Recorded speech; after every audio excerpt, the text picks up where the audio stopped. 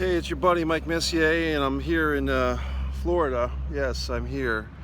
And just actually, it was 2 days ago was my 1 year anniversary of living in Florida. And actually, the whole month of October will kind of be a 1 year celebration, at least for myself, because I spent the entire month of October moving from New England to Florida. I moved myself. I didn't use a U-Haul or any type of truck company or anything like that. I just packed my car full of stuff, made a trip to Florida, found a place to live. I did not have a place set up before I moved, and then I came back for the rest of my stuff and emptied out the apartment I was in Rhode Island and so forth. You can find more of those exciting details on Life Lessons with Mikey Messier, Moving to Florida Part 1.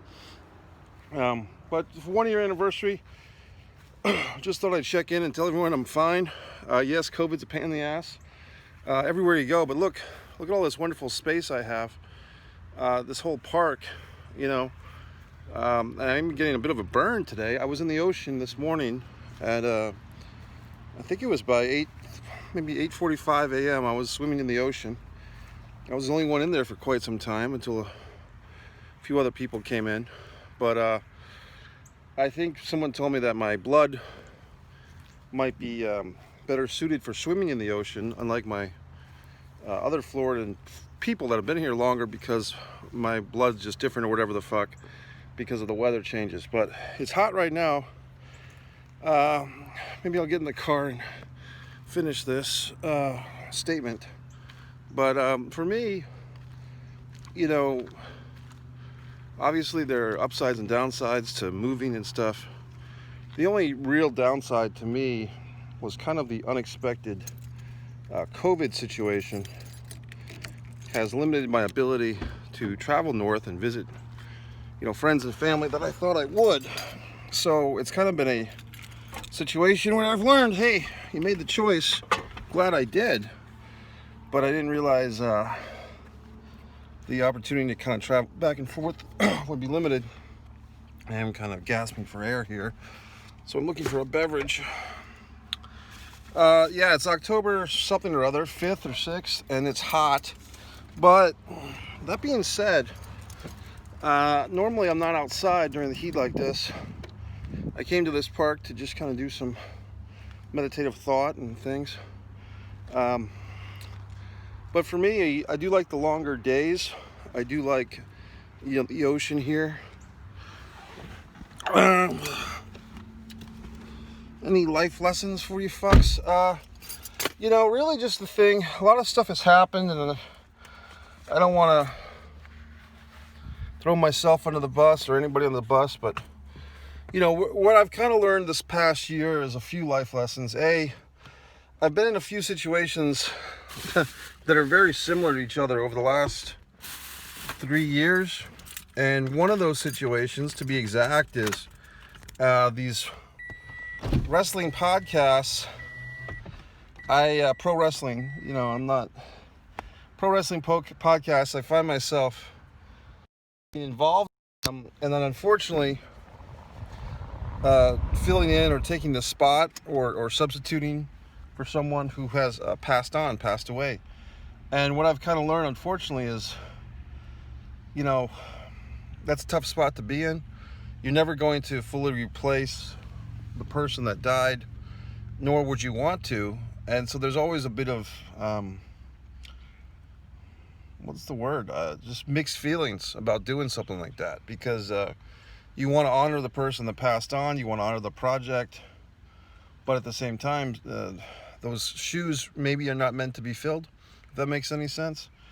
And, look, there was 2 Darrens in Bewitched, and we all know the stories, but, and even the Wizard of Oz, the guy was replaced. But when you're talking about your friends, people you actually care about, that's a tough situation. So I think I've learned a life lesson to just not do that anymore. If somebody passes away, I'm not, even if asked nicely, I don't know if I will step in to those spots anymore. The other thing, kind of a tough life lesson, is collaboration. That's been a thing where You know, if you've watched my stuff, you know that, and anybody's stuff, film medium is a collaborative medium. They always tell you that. Well, that being the case, I think I'm going to concentrate on just my writing, writing my own screenplays, and not even being available as a writer for hire or as a writer, a collaborator, or whatever, because you get to the point where you realize we all have a certain time amount left on our life, whether it's 20 years, 50 years, 10. And for me to kind of write other people's projects, whether there's any type of collaboration, compensation, agreement, and a lot of times there's not. And I go through the catalog of collaborative experiences I've had. A couple have worked out, and some have worked out to various degrees, but they never seem to work out exactly how I want them to work out. Meaning how the project is handled, or if it's even made. And so basically what happens is it's a waste of time. And, you know, somebody might argue, nothing's a waste of time, you learned something, didn't you? You know, that happy horse shit. But the reality is, you know, once you get to a certain point of your craft, whether it's writing, it could be painting, it could be anything, do you really need to waste your time on other people's projects or other people's ambitions or goals? And the answer is no. And there's usually not compensation that's worth the time involved, or any compensation, or credit, or creative. So, you know, on the Jim Ross podcast, they talk about the pro wrestling thing. They talk about cash and creative. Those are the key elements to keeping a talent happy, a talent being a performer, a wrestler. This could apply to anything, cash and creative. I put the word credit in there, credit. You know what I mean? If you ever saw the movie... Dustin Hoffman, and there was a president, there was a fake war was going on, the war room, or the dog room or something. It was a good movie, best dog show or something, I don't know what the fuck it was called, but it was a good movie from the late 90s. They basically pretended to have a war in order to get the president off the hook, I think, for cheating on his wife, so it was kind of a parody of Clinton. But in any way, Dustin Hoffman kind of sinks himself at the end because he says, I want the credit. He wants the credit for putting on this fake war, and of course that gets him killed. Spoiler, sorry. You probably won't see the movie anyway. You never notice when you do a video and you mention to people, hey, you should see this movie or read this book, they never fucking do. So I'll just spoiler things, sorry for the one asshole in a million that look up this obscure movie. Which I can't remember the title. Dustin Hoffman. It was a weird fucking title. So anyway, collaboration, I just think I'm going to put a pause on that. I'm going to concentrate on my writing. Look, you know, the big asterisk on this whole move for me has been this COVID, obviously. I mean, it's dampened the spirits of all, everywhere. But I really can easily enough project and imagine, had I stayed where I was, what life would have been like, and it would have been fucking a lot more miserable than this.